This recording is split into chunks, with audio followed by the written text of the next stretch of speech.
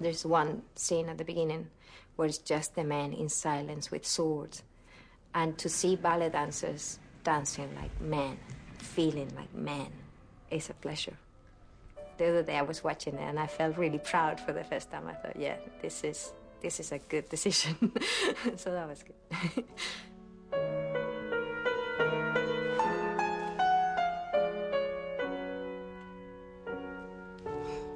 It doesn't involve any expression. It's all about creating a mood. It's kind of quiet and simple. It looks simple, but it's extremely complicated, and it's extremely hard to make it look that simple.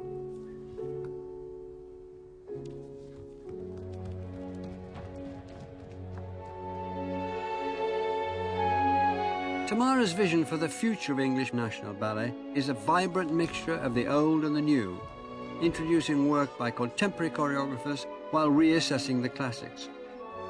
She wants her dancers to take ownership of the roles they perform, ensuring that they're not simply replicating the work of previous artists. It's a direct challenge to the notion held by some that ballet as an art form has more to say about where we have been than where we are today. There's a feeling that ballet is fine as long as it stays in the past as a showpiece from the past, that it's basically old-fashioned and things have moved on. You can't be expected to agree with that. I'm not asking for agreement, but okay. What would you say against that? I say that is evidently not the truth. I say that, at least in the UK, we have a very healthy art form that is constantly creating, that we have an amazing array of choreographers doing things, and that for the first time, actually, in many years, classical dance is also being fed by things that before felt very alien, by choreographers like Akram Khan, Russell Malifan, that have never worked with ballet companies before, and are now willing to use these dancers and mix the languages together. So I think that, in fact, the opposite is happening. Ballets are very much alive and very much evolving.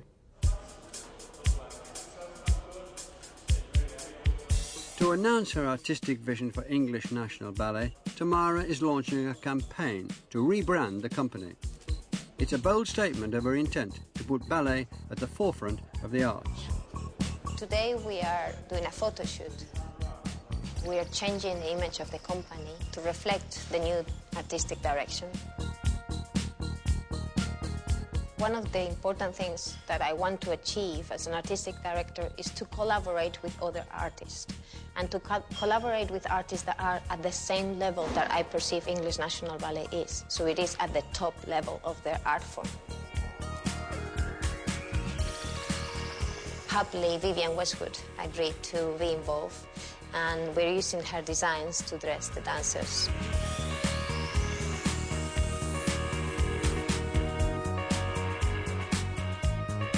For many years, we have been questioned as an art form for our elitism. The truth is, that's not the case. We are young, we are dynamic, we are approachable, we are open to everyone. Therefore, it is our responsibility to change that perception.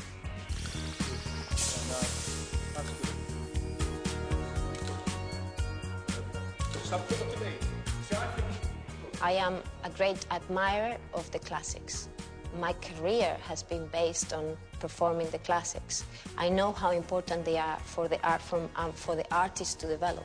And we will continue to be respectful and true to that. But we can't just be a museum. We are artists. We are not just silent puppets moving on stage. I want my dancers to have a voice, just like actors do, to their opinion to be listened to when we talk about the arts. Somehow dance is always considered as if it doesn't have that voice. Well, we do, and we're going to be rather loud.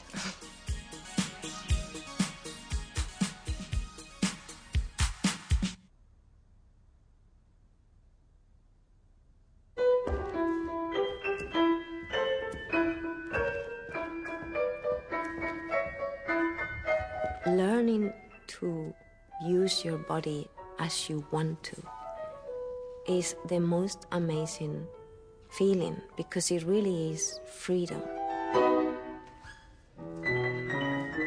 People ask me, for example, the one thing I do very well is periods. But the reason why I practice periods so much is because it's almost like being in a dream. When you hit it, there's this silent, quiet thing that just unravels.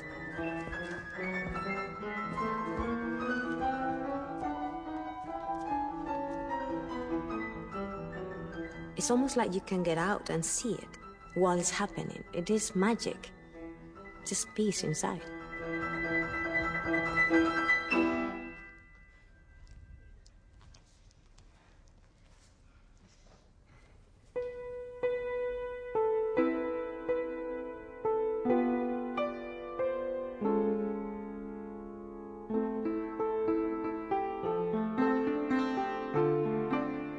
Can you tell us when? Because there was a moment, it sometimes happens with people.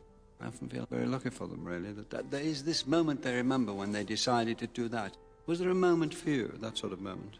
Very much so, and I remember it very well. I was waiting at the school playground and it was raining, and the ballet teacher, which I have never met before, saw me waiting for my mom, who was late from work. And she said, "Come into the gym, it's warmer inside." I remember coming in and sitting against the piano and just watching this world that unraveled in front of me. I couldn't believe my eyes because I really hated the school. I didn't hate it because of study. I hated it because it was noisy. And I was an only child. I was used to listening to my own thoughts, having quiet and playing by myself. And suddenly there was people everywhere. And then you step into a ballet studio and it was quiet, piano music.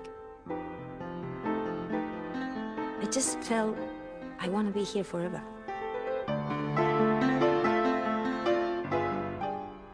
What I remember very well is her first show. You know, it was at the end of the school, you know, in May, and they make a special show for children, and she was already something special. I was really amazed about her because she has a personality. She make a solo in a small theater. I remember very well. She may not remember, but I do.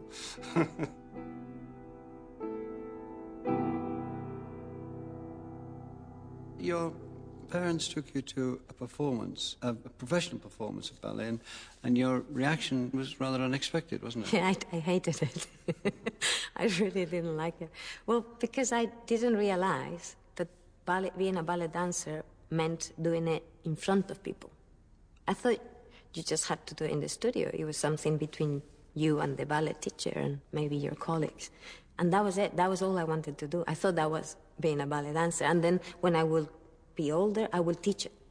I didn't realize that it was a performance and that the public would come and that they will clap and that somehow they will intrude in the whole experience. So it was a bit of a shock. It's not that I didn't like what the dancers were doing. I didn't like the showy part of it, I suppose. How long did it take you to get over that? I guess I just learned to live with it. Because, you know, once I was 15, 16, we started to do performances with the school. And yeah, at the beginning, I found it quite difficult.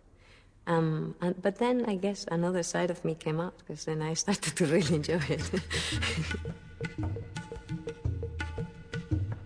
Between the ages of 17 and 22, Tamara danced at Spain's Victor Olarte Ballet Company.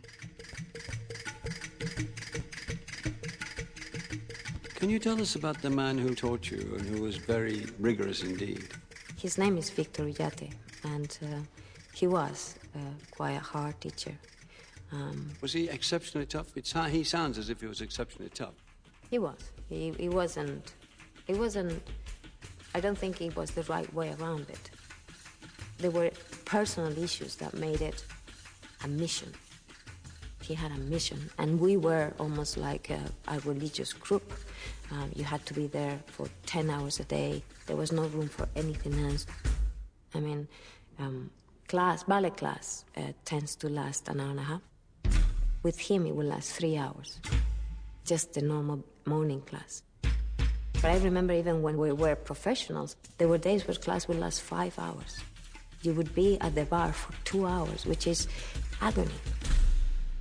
But you develop a stamina, a strength, and also a strength of mind that has certainly helped me.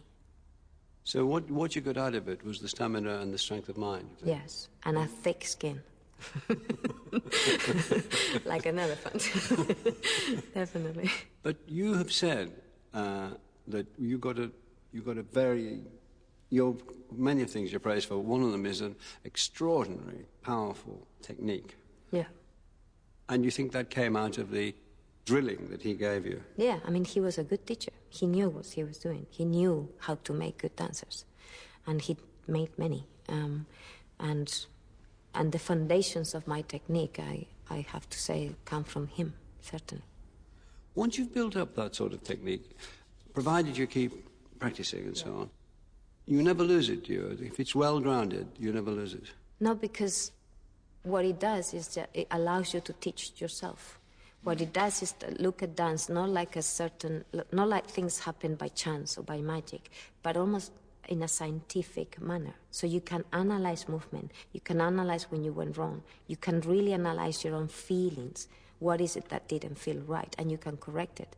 And the best thing is that you can do it to others too.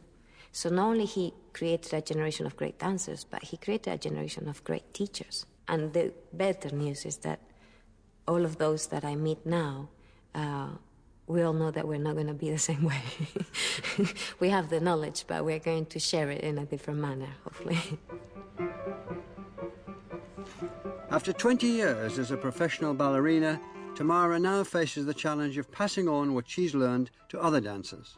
Careful in what height do you do it, because there are certain heights that actually your foot looks sickled.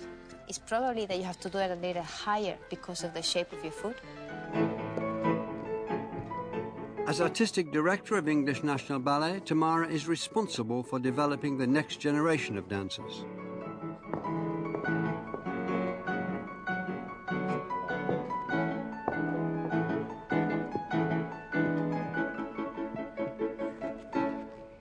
The first ones are nice, and the other ones need to have a little bit of body. At the moment you go bum, bum, bum, bum, bum, bum, bum, bum. It's too straight. They have to be longer. Yes. Yes. And with that kind of quality, like you're looking at your feet, you're enamored with your feet. They're so beautiful. One-to-one coaching is an integral part of ballet training. These individual sessions are part of the company's daily routine and allow Tamara to offer detailed technical advice to her dancers. Yeah, good. Happy, Aurora. Good. Tamara has given young dancer Ksenia Ovzianik the opportunity of performing the role of Aurora in English National Ballet's production of Sleeping Beauty. What is this? It's taking more chances. A ramberse. Go crazy.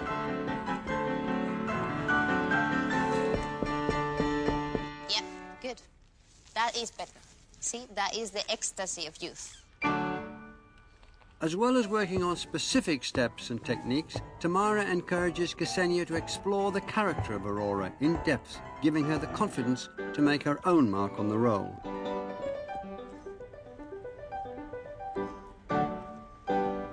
How many Auroras have you done already this season? 4, 5? You need to start showing me who is your Aurora. It's about a young woman starting to grow and taking chances. And it's about starting to contemplate love and started to contemplate the possibility of marrying someone. And I need to see the story. You need to develop whoever your Aurora is now at your age. In 5 years' time, there's going to be a lot of expectation. By then, people come to see you because you are famous, because you have a name. You can't experiment there. Then you just have to deliver.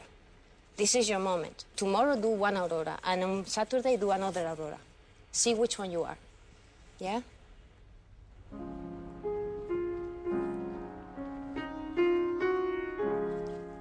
Ballet training is an oral tradition, so everything I've learned, now I pass to the next generation, and hopefully with their own qualities and their own way of looking at life, the art continues to develop without losing all the knowledge of the past.